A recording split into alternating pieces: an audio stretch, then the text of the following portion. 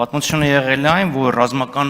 նագավառում տարած հաղթանակների արդյունքում առաջարկվել էին կարգավորման տարբերակներ, որոնք ենթադրում էին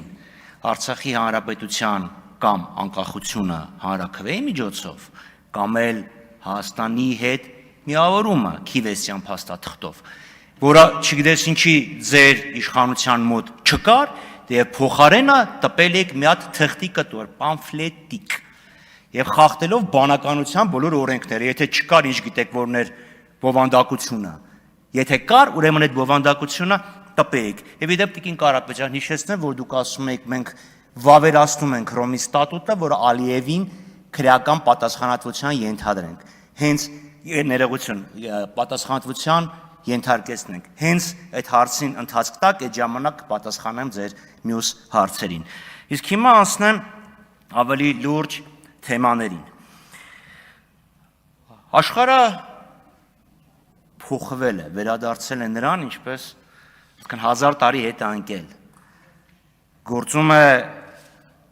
խաղաղություն ուժի միջոցով այդ սկզբունքը, եւ դրա մասին հայտարարել է հստակ։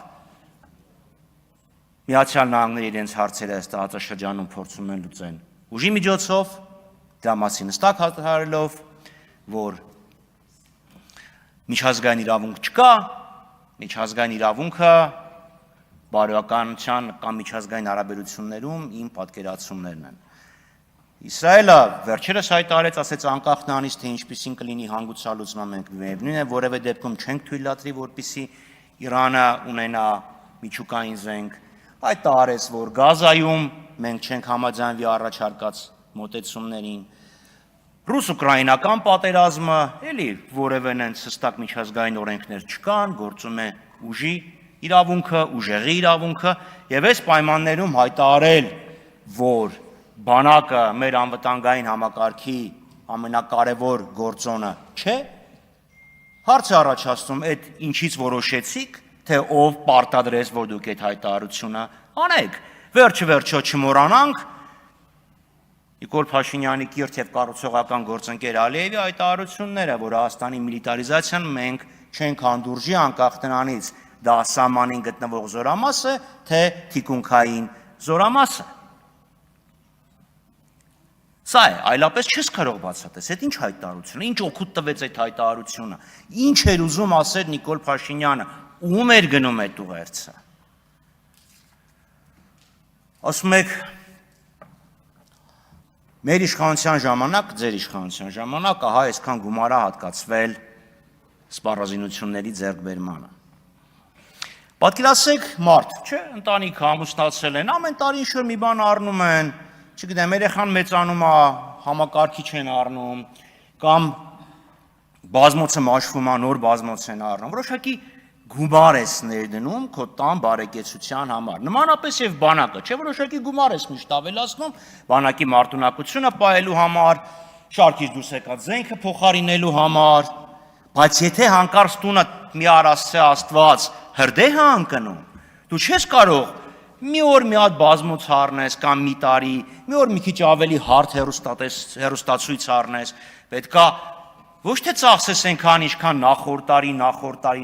տարի, այլ պետք է ավելի շատ ծախսես, որպեսզի գաս այն մակարդակի, որը դու ունեիր մինչև հրդեհը։ 20 թվականի պատերազմը այդ հրդեհն է։ Տեսեք մեր բանակի արսենալին ինչքան վնաս է հասցվել։ Չեմ ուզում ասեմ, մի հատ նայեք Բաքվի ռազմավարների պուրակը, ասեք Ադրբեջանի նարատիվն եք առաջ տանում, բայց մեր զենքի զինամթերքի էական պաշար անկորավ, ոչնչացվեց, անցավ Ադրբեջանին 20 թվականի պատերազմից հետո։ Պարզ չի, որ մենք պետքա ոչ թե նախորդ ընթացիկ տարիների կատարած ծախսի հետ համեմատենք մեր տվյալ տարվա, նախորդ տարվա ռազմական բյուջեն, այլ պետք է հասկանանք այն կորցրածը լրացնելու համար համարժեք ինչքան միջոցներ պետք է գնենք։ Համեմատեք ինչքան են կորցրել, համեմատեք ինչքան է կազմում ռազմական բյուջեն։ Ոչ թե համեմատեք նրա հետ 2005 թվականին ինչքան է ծախսվել, որովհետև 2005 թվականին ծախսվել է ավելացնելով 2004, 2003, 2002-ի վրա։ մեծացել է, քայլալ քարը ամելացել է, այստեղ զրոական կետից ենք սկսում։ Եվ հետո մյուս խնդիրը, այդ որ առնում ենք, գիտեք, մի տեսակ ռազմական, չգիտեմ, գազանանոց ոնց է լինի, չէ, գազանոցում ոնց է քայլում ես, այստեղ ընդհանրենք ամուրյան վագր, մի քիչ ենքում աֆրիկյան փիղ, մի քիչ ենքում ասիական կամ չգիտեմ, եվրոպական գայլ։ Հիմա սոսոր նայում է զենքը, որ գնել ենք, հնդկական, իրանական, ֆրանսիական, ռուսական, առանձին կարող է իրանց դասի մեջ լավագույնն են։ Բայց պատահական չի, չէ, ՆԱՏՕ-ի ստանդարտ, Վարշավյան համաձայնագրի ստանդարտ, վստահ եմ ինչ-որ մի հատ ստանդարտ էլի ինչ-որ միտեղ կլինի մի պաշտպանական համակարգի։ Արդյոք այդ զենքերը, որոնք գնվել են, իրանք ամբողջական պատկերի մեջ են գրվել։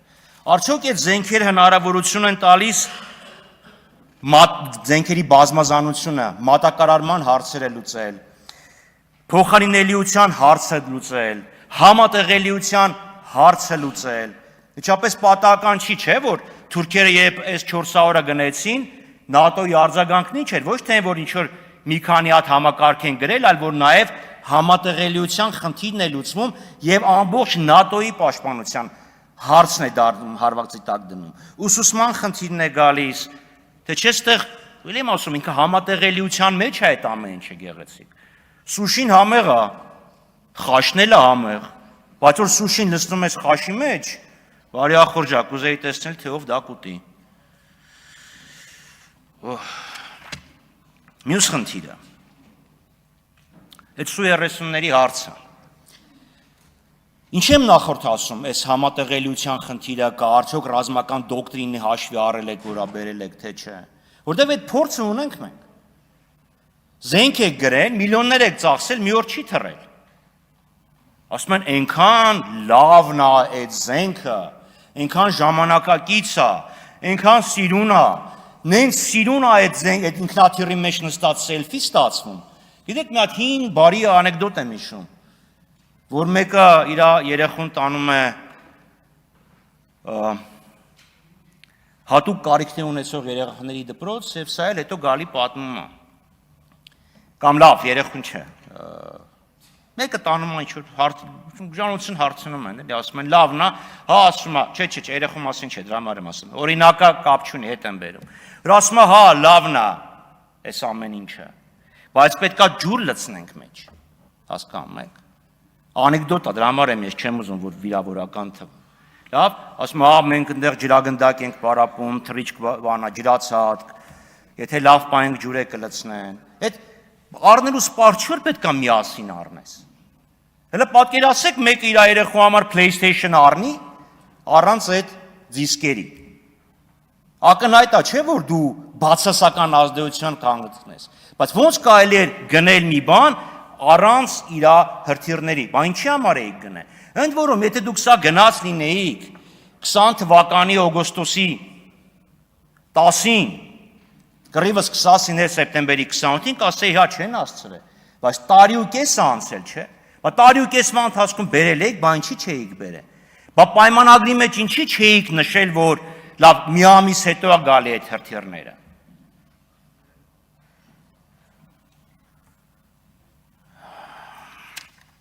Ամեն դեպքում բանակի կառավարումը իրոք բազմաթիվ հարցեր է առաջացնում։ Բազմաթիվ հարցեր է առաջացնում, թե հետքի վերջի հոդվածը,